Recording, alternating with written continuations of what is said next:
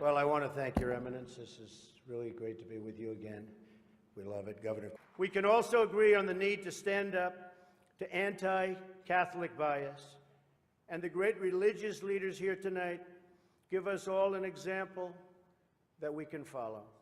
And we've got to come together, not only as a nation, but as a world community. Now, I'm not Catholic, I'm a Methodist, but one of the things that we share is the belief that in order to achieve salvation, we need both faith and good works.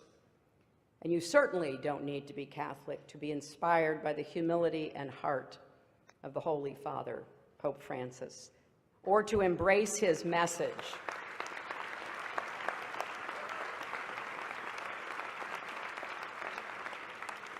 His message about rejecting a mindset of hostility, his calls to reduce inequality, his warnings about climate change, his appeal that we build bridges, not walls. Now, as you may know, my running mate, Tim, is Catholic and went to Jesuit schools, and one of the things he and I have talked about is this idea from the Jesuits of the Magus, the more, the better. Well, we need to get better at finding ways to disagree on matters of policy while agreeing on questions of decency and civility. How we talk to each other, treat each other, respect each other. Can you see what is happening, friends? The papal beast of Revelation 13 is in the ascendancy. The image of the papal beast is almost completely formed in America. The final events of prophecy are upon us, and yet the churches are silent. The churches are silent. If there is no more protest, how can there be a Protestant church?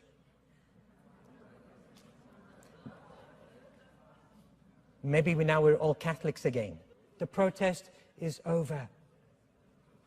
The protest is over. Revelation 13 tells us that America would form an image of the papacy in the US. That image would be a uniting of church and state, with the Catholic Church and fallen Protestant churches uniting to take control of government and dictate the consciences of the people. This, friends, is exactly what we are seeing happen today in America.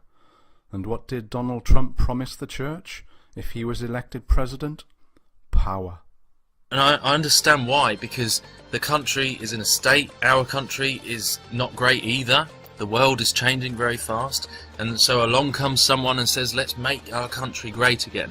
I can understand why people would buy that so easily. It plays on a place in people that is getting desperate. But that is the ploy, to feed into that desperation that is building within people, and that's exactly the kind of manipulation that it always does. Just look back at history. History repeats itself. This is the same game with different players. Don't fall for it. You've been a part of the Faith Advisory Council that was assembled together. James Robinson had a part in that. A number of ministers, nationally known ministers, have been a part of that. What would you say that would be of most interest to our Christian audience, especially the faith audience, that you've heard in those meetings, those phone calls, that gives you the most hope? And what you're listening for, what was your ear tuned to that you've heard out of that? That was the most encouraging thing as a Christian. If something were to really strike my heart, if God really showed me something that I felt like, and that the Lord would say, you deliver this. Yeah. I have no doubt but what I could deliver it.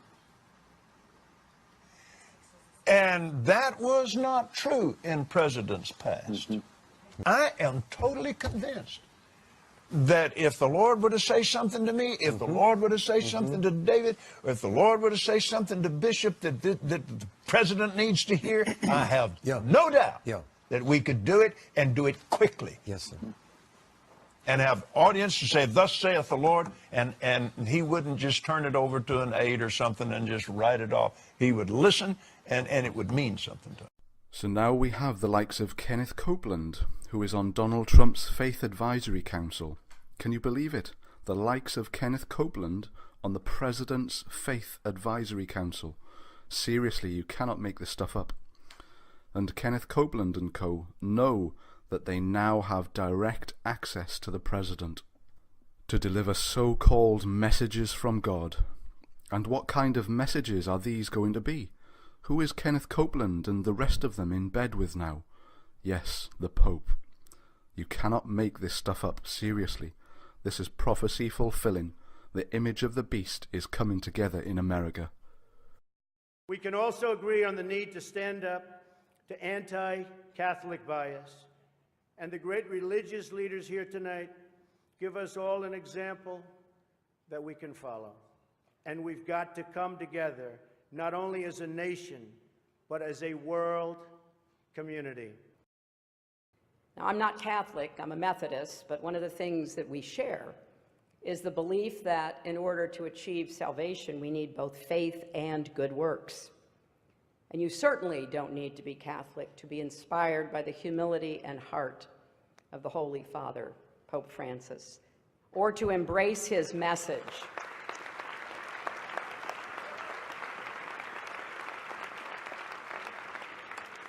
His message about rejecting a mindset of hostility, his calls to reduce inequality, his warnings about climate change, his appeal that we build bridges, not walls. God has warned us in Revelation that any unity with Babylon and the beast system will see us lost and cast into the lake of fire. So this is a message of love, not hate. Yet the world rejects the truth that is found in Jesus Christ, and we are told to unite with Babylon and the world for the sake of peace and safety. And this is Satan's plan, to unite the world against God's truth. The churches and world leaders preach a unity without truth and apart from the Word of God. In the scriptures that we Jews and Christians and Muslims cherish, in the scriptures that we Jews and Christians and Muslims cherish. And what mindset has been created today? The leaders of both civil and religious powers have created this mindset in the world through the terrorism that they actually created themselves, that if you share God's truth and speak against the papal beast of Rome, or the fallen churches, or the state, then you are a terrorist. Can you see what's happening? We can also agree on the need to stand up to anti-Catholic bias. Well, I guess I'm in trouble then. The churches are wandering after the papal beast. The world is wandering after the papal beast, just as Revelation 13 foretold. Just look at the attendance of this yearly ecumenical meeting with the Pope. Every year an ecumenical meeting is held with the Pope, called the Conference of Secretaries of Christian World Communion, and the list of participants is staggering.